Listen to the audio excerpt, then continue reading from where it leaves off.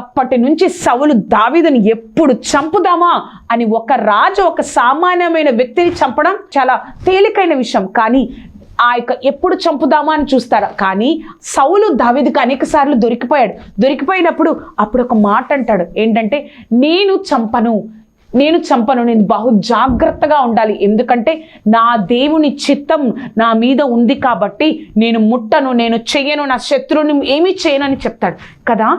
మనము కూడా దేవుడి చిత్తం నా జీవితంలో ఉంది. నువ్వు ఏ స్థితిలో ఉన్నావో, లేమిలో, కలిమిలో, దుఃఖంలో, బాధలో, ఒక ఆశీర్వాదం కోసం వేచి ఉండి విసిగిపోయావేమో, ఆ స్థితిలో కూడా దేవుడి వాగ్దానం నా జీవితంలో ఉంది కాబట్టి నేను వేచి ఉండాలి. నేను లోకం వైపు చూడకూడదు. ఆ వాగ్దానం కాకుండా వేరే యొక్క తలంపులు, కార్యాలు నా జీవితంలోనికి అవకాశం ఇవ్వకూడదు అన్న ఆలోచన, అన్న గ్రహింపు నీకు నాకు ఉండాలండి.